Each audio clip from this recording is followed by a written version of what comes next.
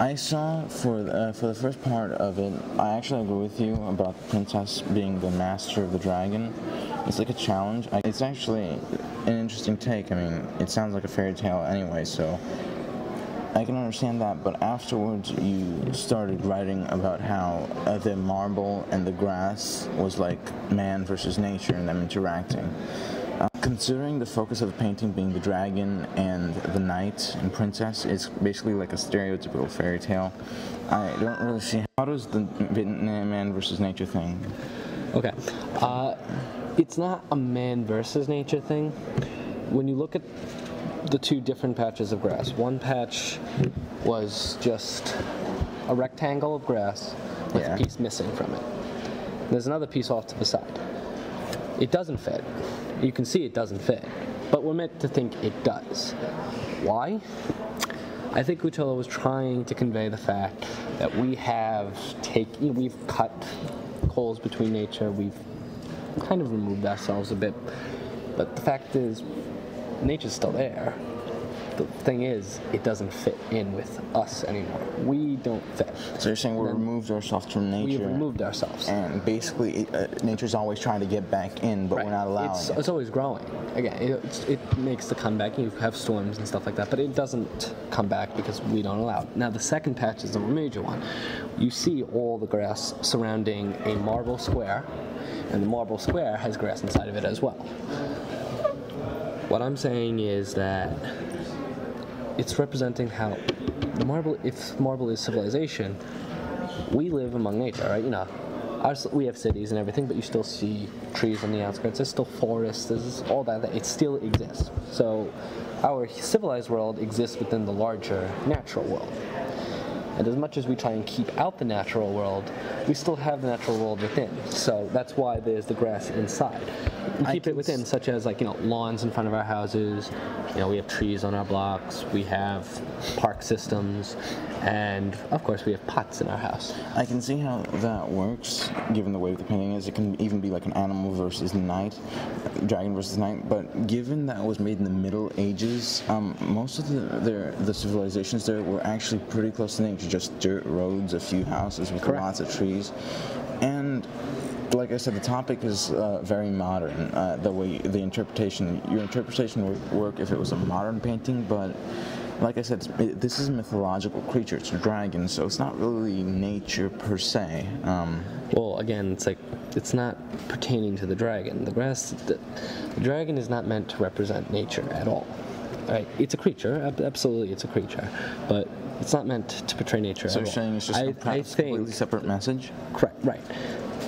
Most paintings have the main message, which is the most obvious thing. It's right there in front of you, but they also typically have an underlying message, something that people would have to look deep into to figure out. But I believe that the grass and the marble patterns is the underlying message that he's trying to make.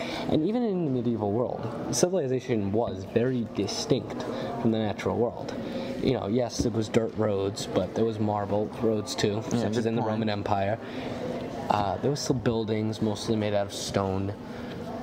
I still feel he is trying to convey the message that the two worlds exist together and are separate. And that's when I also mentioned the fact that they plateau up. When you look in the background, you can see that you see dirt layers, stone layers, and grass layers basically just building up on top of each other. And then you see the mountains in the background. The mountains are the largest thing on Earth. So I think he's trying to make the mountains a symbol of just the planet as a whole. And he's trying to convey the fact that both civilization and the natural world build up to the entire world. That is why they're both parts of it. Separate, maybe. Intermingled, definitely. Yeah. But together, you need both to build the whole picture. Now, onto the way you portrayed it as a religious thing with the princess being Satan. Right. Why did you choose that instead of like the traditional fairy tale knight tries to get the princess to be in love with him? Well, when you look at other depictions, that is probably the message you would get. But when I looked at this depiction, and again, I said it in the video, she doesn't seem to be just an onlooker. She's got the rope that's around the dragon's neck, and it doesn't look like she's actually trying to help St. George, because if she was, she'd probably be pulling the rope nice and tight and trying to pull the dragon back. But if you notice, the rope sags, which means she actually has a very lax grip. It's more like a leash. And she's also gesturing to the dragon, making me feel like, okay, she's like, this is my little beastie. See if you can beat it. Although, let me go on a bit of a tangent. That could be basically, you know how we saw the opera, Right. with the princess giving the suitors giving them a challenge, and if they fail, they die. Yeah, I can see that as a possible interpretation. But not the one you However, I chose. believe it would be quite literal, and it would work literally, definitely. But Since it's looking medieval symbolically times. into it, I mean, in medieval times, Everything. I'm fairly certain that maybe there were some princesses who wanted to give their suitors a test. But I do not believe St. George is attempting to win a damsel. I think you're right, actually, since this was made in the medieval times. I mean, back then it was all religious. I'm pretty sure they didn't even have the modern versions of fairy tales back then, so They did. They did? Actually, they did have a lot of fairy tales and folklores back then. And obviously, the dragon is a mythical creature. It never really was such a... There are such things as dragons, but they're not winged, fire-breathing creatures. They're just giant lizards that live in most parts of Asia and Japan. So But the basically, big idea was this is not like the other depictions. She's not just there. She plays an active role.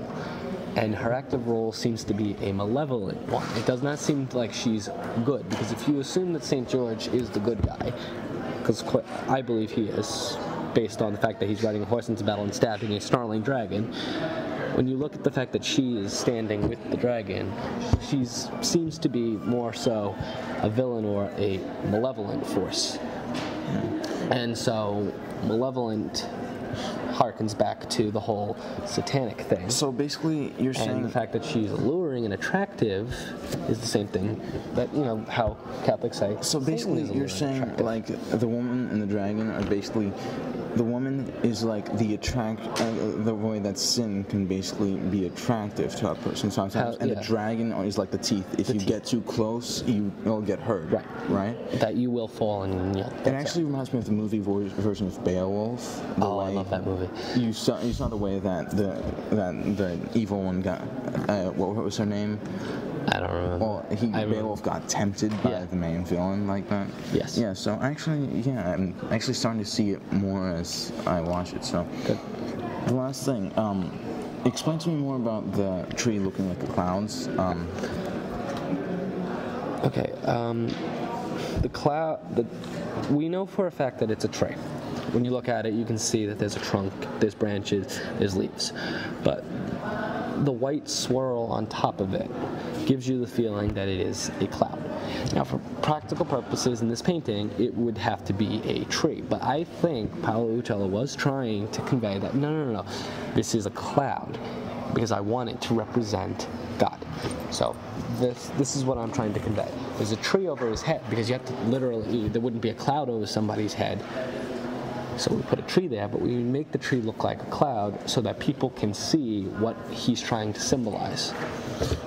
Yeah, although if you look at it closely, you can see the bottom portion is green, and it could just be an out of focus tree, and it's merging in with the clouds. So it could just be like showing in the background with the cloud being behind the tree. Well, you see, that's what I mean, because the bottom part is green leaves. You see the green leaves, but the fact of the matter is, this white swirl part still seems to be attached to it, and even when you look out a little to the left, right above St. George's head, it's white, but it still looks like leaves. I think he's still just trying to convey that, he painted these leaves a different color so that you would see it as not a tree, but as a cloud. And you would understand that this is God's cloud. And you can also see that there's a distinction from the other cloud that is in the painting, which is this tiny little white thing. Little wisp thing, yeah. I think he put that there so that you could see that it's not an ordinary cloud that's sitting there. It's a symbolic cloud. It means something very powerful. But why God? I mean, it looks stormy and kind of vengeful, actually. So I think this wouldn't be like the holy halo.